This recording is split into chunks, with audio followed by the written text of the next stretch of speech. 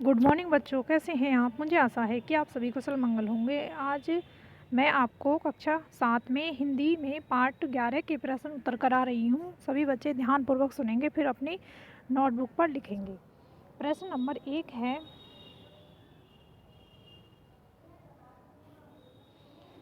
पाठ में दिए गए दोहों की कोई पंक्ति कथन है और कोई पंक्ति को प्रमाणित करने वाला उदाहरण। यानी जो दोहे दिए हुए हैं पाठ में, उनमें से कोई पंक्ति तो कथन है और कोई पंक्ति उन कथन को प्रमाणित करने का उदाहरण है।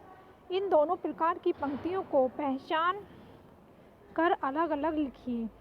तो इनका उत्तर है, तो उत्तर में लिखेंगे कथन। जो कथन है वो वाली पंक्तियों को छांट कर लिखना है और जो प्रमाणित करने वाले उदाहरण हैं वो नीचे लिखना है। पहले कथन लिखेंगे। तो पहली पंक्ति है, कही रहीम संपत्ति सगे बनत बहु बहुत बहुरीत। ये कथन है।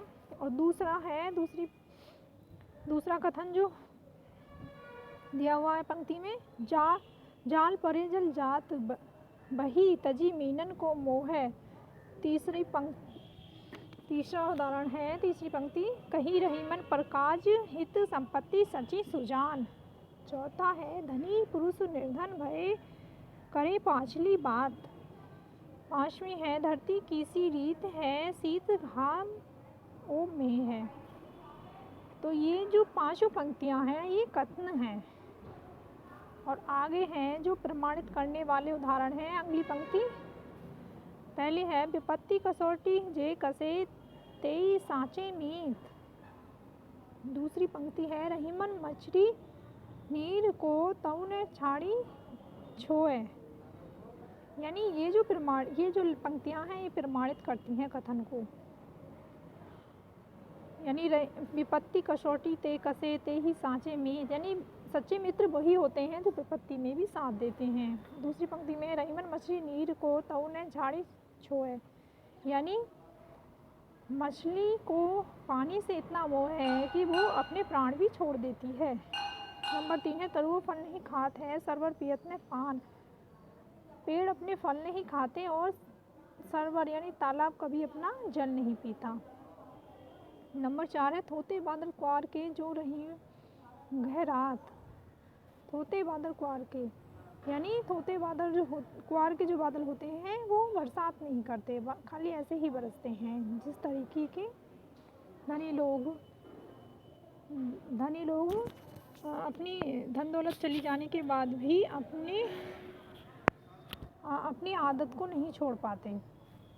नंबर 5 है, जैसे परेसो सही रहे त्यों रहीम यह देह। जैसे परेसो सही रहे त्यों रहीमन यह देह है।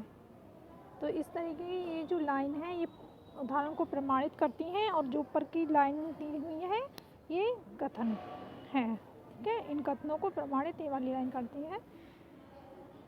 तो ये हमने छांट ली है। अगला प्रश्न है, प्रश्न नंबर 2, रहीम ने क्वार के पास में गरजने वाले बादलों की तुलना ऐसे निर्धन व्यक्तियों से क्यों की है जो पहले कभी धनी थे और बीती बातों को बताकर दूसरों को प्रमाणित करना चाहते हैं। दोहे के आधार पर आप सावन के बरसने पर और गरजने वाले बादलों के विषय में क्या कहना चाहेंगे। यानी क्वार के बादल और धनी लोगों के बारे में जो बताया गया दोहों में, उनके बारे में प्रश्न पूछा है। प्रश्न नंबर 2 का उत्तर है, रहीम ने आश्विन के महीने में आकाश में छाने वाले बादलों की तुलना निर्धन हो गए व्यक्ति से इसलिए की है क्योंकि जिस प्रकार निर्धन हुए व्यक्ति के पास धन तो रहता नहीं है, वह मौखिक रूप से किसी को मदद का आश्वासन या धमकियां तो दे सकता है परंतु वास्तव में कुछ कर नहीं सकता है। ठीक उसी तरह से क्वार माह के जलहीन बादल गरज तो सकते हैं परंतु बरस नहीं सकते हैं। सावन के बादल जलयुक्त होते हैं जो गरजने के साथ बरसते भी हैं। तो ये इसका आंसर है। ये आंसर आपको अपनी नोटबुक में करने हैं। आज के लिए इतना ही, धन्यवाद।